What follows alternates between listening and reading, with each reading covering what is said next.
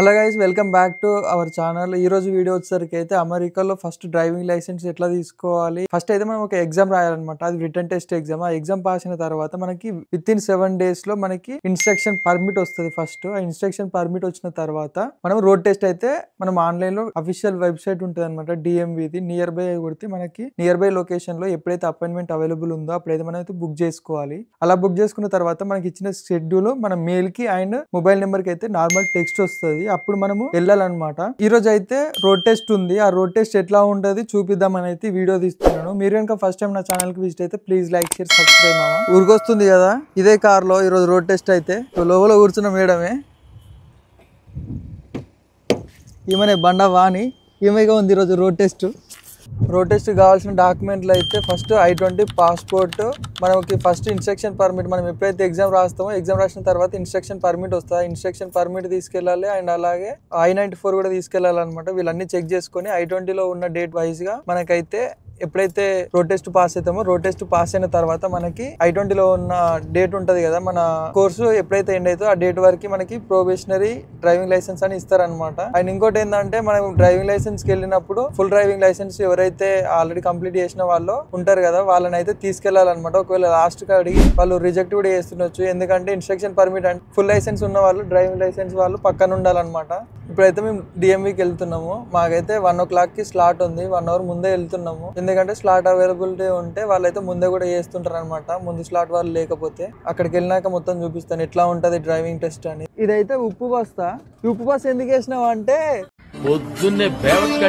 స్నోలో అంటే car wait ఉండాలి. Wait ఉంటే కార్ స్నోలో స్లిప్ కాదని అయితే ఈ సాల్ట్ బస్ అయితే వేసింది అనమాట.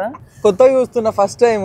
ఎవరు చెప్పిరా ఐడియా? నైస్. అట్లా కూడా ఉంటదని ఇప్పుడే కొత్త తెలుసుకున్నాం. ఇక్కడ ఉప్పు బస్ తీసుకోరు. ఎప్పుడన్నా ఒక్కరే పోతుంటే స్నో పడ్డది అనుకోండి, ఉప్పు బస్ తీసుకోరు, 2-3 వేసుకోరు. 10 సంచులు ఇక్కడ, ఇంకో 10 సంచులు వెనకాల. టైర్లు ఎట్లున్నా సంబంధమే లేదు. ఇక ఇదే డిఎంవి మొత్తం. చాలా అంటే చాలా డిఎంవి ఉంటాయి. ఇవన్నీ కూడా రోడ్ టెస్ట్ కి వచ్చినాయి అనమాట. కొన్ని వెహికల్ రిజిస్ట్రేషన్ కి వచ్చినాయి, అక్కడ ఉంటాయి. చాగొట్టిందా స్టార్టింగ్. ఇక్కడ నేమ్స్ ఉంటాయి అనమాట. లోపల మనం వచ్చి ఇక్కడ రాయాలి. మన నేమ్స్ ప్రింట్ చేసి ఉంటాయి. సో అక్కడ మార్క్ చేసి మన కార్ ఏందని పెట్టాలి. ఈయన అనమాట ఇట్లా ప్యాడ్ పట్టుకుని వస్తాడు. First left signal right signal check చేస్తుండు. హార్న్ కొట్టిపించాను అనమాట. తర్వాత బ్రేక్స్.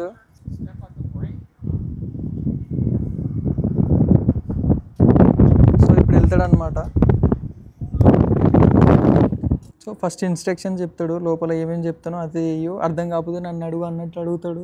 ఇదంతా కూడా మొత్తం పార్కింగ్ ప్లేస్ అనమాట. ఇదంతా డిఎంవిదే, మొత్తం గవర్నమెంట్దే ఇది. ఇక్కడ డిఎంవి రోడ్ టెస్ట్ వచ్చేసరికి అయితే 5 times ఉంటుంది అనమాట. 5 times తర్వాత మనకి మళ్ళీ 1 year అయితే వెయిట్ చేయాల్సి ఉంటుంది. చూద్దాం ఇక ఎంతసేపట్లో. మోస్ట్లీ 10 to 15 minutes ఉంటుంది.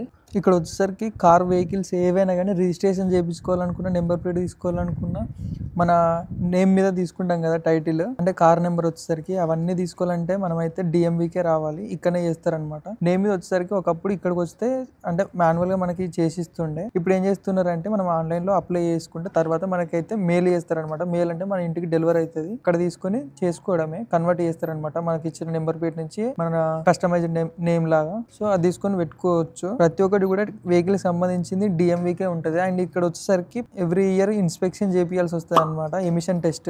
ఈ ఎమిషన్ టెస్ట్ ఏంటంటే అంటే కారు వల్ల ఏ ప్రాబ్లం లేదు అని వాళ్ళకి తెలియడానికి అది చేపిస్తారనమాట. ఎందుకంటే పొల్యూషన్ ఇక్కడ ఉండదు కదా, సో దానికోసం అనేసి ఉంటుంది. ఇక్కడ ఏదైనా కానీ రూల్స్ అయితే చాలా అంటే చాలా స్ట్రిక్ట్ గా మెయింటైన్ చేస్తుంటారు.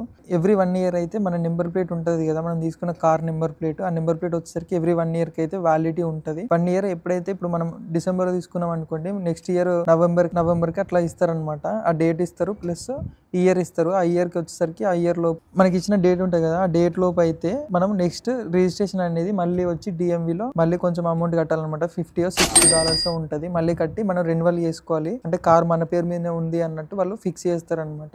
ఎవ్రీ ఇయర్ ఉంటుంది. ఇన్స్పెక్షన్ అనేది వచ్చేసరికి కొన్ని కార్స్ కి అయితే 2 years ఉంటుంది, కొన్ని కార్ కి అయితే 1 year అట్లా ఉంటది అనమాట. ప్రతి ఒక్క ఇన్స్ట్రక్టర్ అయితే చెక్ చేస్తాడు, అంటే కార్ అన్ని పర్ఫెక్ట్ కండిషన్ లో ఉందా లేదా అన్నట్టు. మనం ఈ రోడ్ టెస్ట్ అనేది ఒక్కసారి పాస్ అయినాం అనుకోండి, ఇదైతే మన I-20లో ఉన్న డేట్ ప్రకారం అంటే మన ప్రోగ్రామ్ డేట్ వచ్చేసరికి 2 years అట్లా ఉంటది కదా, లైక్ 23 నుంచి స్టార్ట్ అయితే 26 వరకు ఉందనుకోండి, ప్రావిషనరీ అని డ్రైవింగ్ లైసెన్స్ అయితే మనకి ఇస్తారనమాట.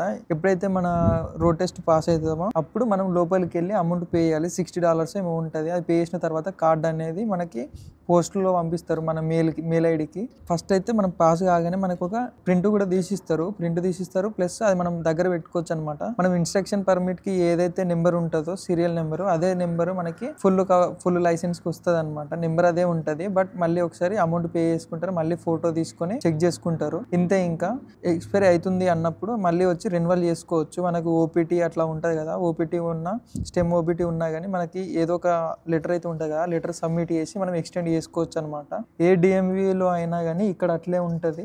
నేనైతే ఆల్రెడీ డిఎంవీ ఎగ్జామ్ ఎట్లుంటుంది అని అయితే ఆల్రెడీ వీడియో చేశాను. ఆ వీడియో పైన ఐ బటన్ అని కింద డిస్క్రిప్షన్ లో అయితే లింక్ పెడతాను, కావాలంటే చూడండి. ప్రాసెస్ ఎట్లా ఉంటుందని మొత్తం చేశాను. ఈ రోడ్ టెస్ట్ వచ్చేసరికి అయితే 10 to 15 minutes ఉంటుంది హార్డ్లీ. ఎందుకంటే నియర్ బై తీసుకెళ్లి అన్ని చెక్ చేస్తారనమాట. దీంట్లో వచ్చేసరికి ఇంటర్సెక్షన్ ఒకటి చేస్తారు, 3-point టర్న్ చూస్తారు, ఇండికేటర్స్ వేస్తున్నావా లేదా అన్నట్టు చూస్తారు, అండ్ నువ్వు ప్రాపర్ స్పీడ్ లిమిట్ మెయింటైన్ చేస్తున్నావా, లెఫ్ట్ హ్యాండ్ రైట్ టర్న్ అనేది చూస్తారు, and up heel down heel ఇవే చెక్ చేస్తారనమాట. అంతే. మళ్ళీ రివర్స్ ఒకటి. మన మిర్రర్స్ అయితే కంపల్సరీగా ఎవ్రీ 50 to 1 minute పక్కా చూసుకుంటూ ఉండాలి. మిర్రర్స్ అన్ని కూడా సైడ్ మిర్రర్స్ అయినా కానివ్వండి, డాష్ బోర్డ్ మిర్రర్ ఉంటుంది కదా అదైనా కానివ్వండి, ప్రతిసారి అయితే చూసుకోవాలి. అంతే. ఇంకా కార్ అయితే వస్తుంది. మనం ఏ మిస్టేక్ చేసినా కానీ లోపలికి వెళ్ళి ఏమేమి మిస్టేక్ చేసినామని ప్రతి ఒక్కటి ఎక్స్ప్లెయిన్ చేస్తారు.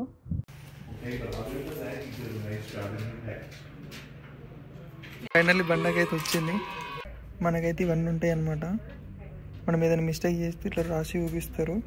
ఇవన్నీ ఓకే అయితే ఓకే ఓకే ఓకే ఓకే అని పాయింట్స్ ఇస్తారనమాట. ఈమెకు వచ్చిన పాయింట్స్ వచ్చేసరికి 10కి 10 వచ్చినాయి. పాస్ చేసిన అనమాట ఫైనల్గా. అయితే టికెట్ ఇస్తారు. టికెట్ ఇచ్చినాక ఇక్కడ డిస్ప్లేలో వస్తుంది అనమాట మన నెంబరు. ఇక్కడ కౌంటర్ నెంబర్ వస్తుంది కదా, 826 అట్లా. అది వచ్చినప్పుడు కౌంటర్ నెంబర్ చెప్తారు, కౌంటర్ నెంబర్ దగ్గరికి వెళ్ళాలి.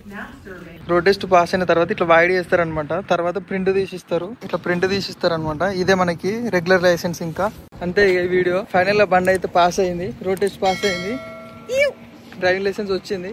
మరిన్ని వీడియోస్ కోసం సబ్స్క్రైబ్.